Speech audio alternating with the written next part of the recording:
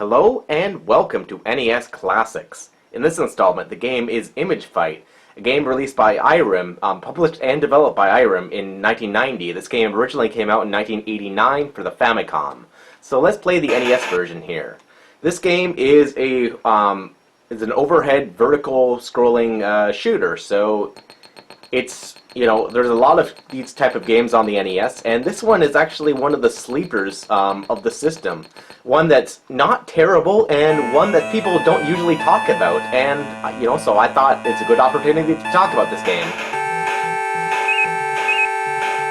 What's unique about Image Fight here is that you can control the speed of your craft by pressing simply the A button.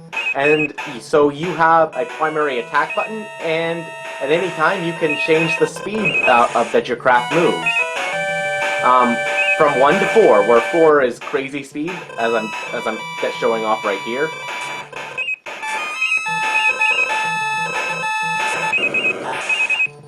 And 1 is super slow. Like most things in life, it's probably best to have somewhere between 2 or 3, a good balance. You don't want to be too slow, and being too speedy is sort of not advantageous either.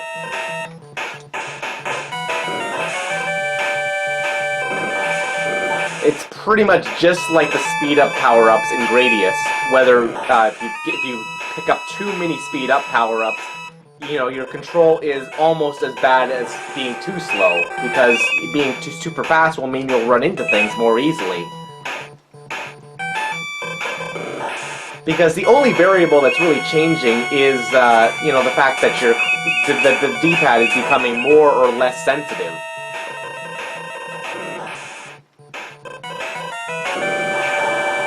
One hit and you're dead, of course. And you have to start back again.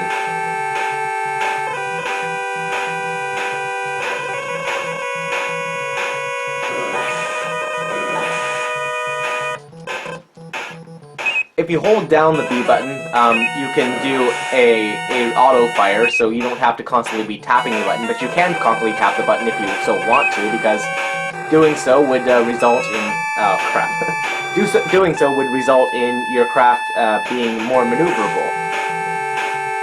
Or I'm sorry, saying one thing and thinking another. It would result in you firing faster. Or you can simply enable auto-fire, and, if you have an auto-fire controller.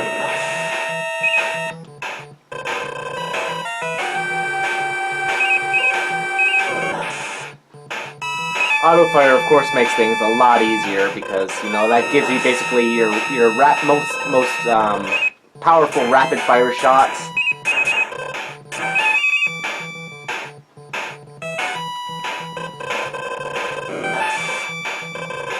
Now, in some ways, your little options here act as sort of like the fire's power little options capsules in Gradius games, whereas they move in the direction that you move the D-pad.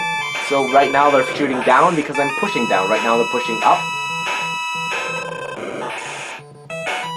They sort of, they mirror your movement. So if I move to the left, they shoot to the right. If I move up, they shoot down. If I press down, they shoot up. Alright, so here's the first boss.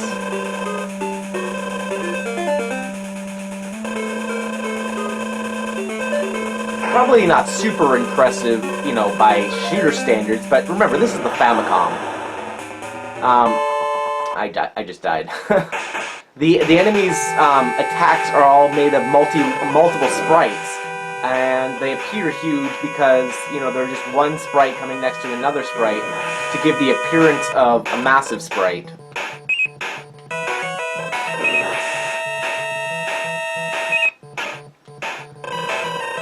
Alright, so I'm gonna try and do my best to play here without too much commentary. Because it's difficult to play and talk at the same time, especially for these type of games that require your concentration.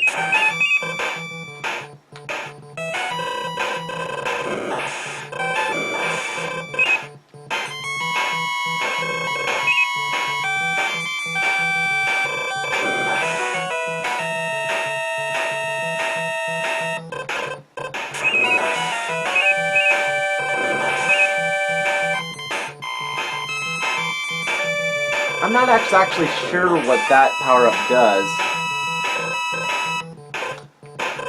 But you'll note right now I have two different little options. One of them is the blue one that always will shoot forward, and the other one mirrors my movement. So that shoots in the direction that I move the D-pad.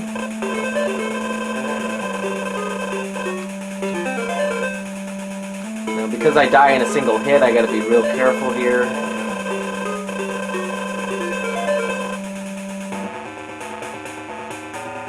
Classic video game logic, the enemy turns red, that means that he's taking damage.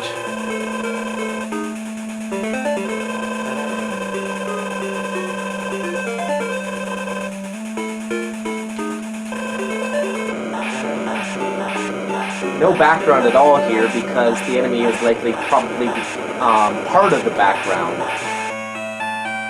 where they need to contrast him against something to make it, you know, basically come out around the limitations of the system to produce a sprite that's bigger than what could normally be done.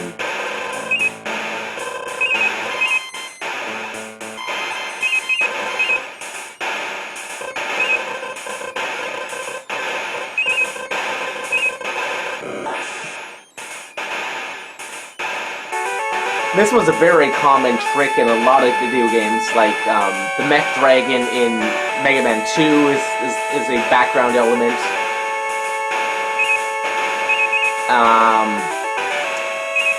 Pretty much anything in any Sunsoft game, you know, this stuff like from, I don't know, Blaster Master bosses,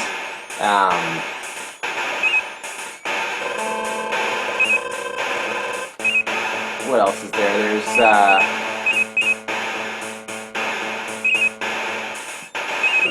dang it. Trying to think.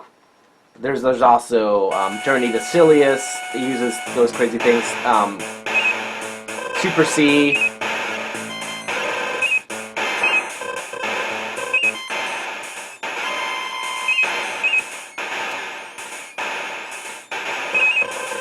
Right now I feel like the Moy Head from Gradius shooting circles and donuts. One thing I can say about this game is that the music is not that great, even for NES standards. This is not anything that you'll, you know, particularly want to throw up on your iPod.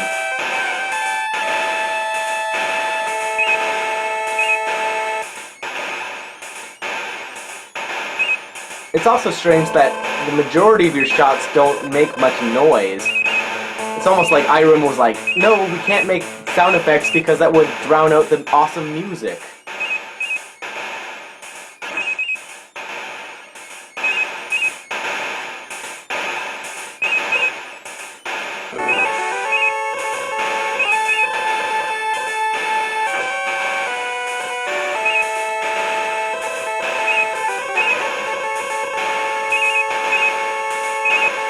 God darn it.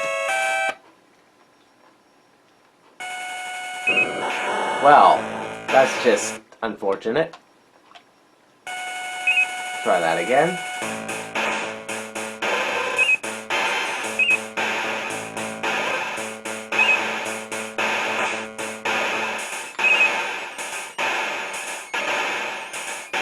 I'm not certain, but Image Fight was probably an arcade game before it came to the Famicom. Well, anyway, I did pretty poorly there, but, you know, it's not a game I'm super familiar with, so I never played this much as a kid. Well, anyway, thanks for watching, guys. If you have any questions about this game, feel free to drop a comment in the comment section down below. If you like this video, click the like button, please. And, yeah, I'll see you guys next time. Thanks for watching.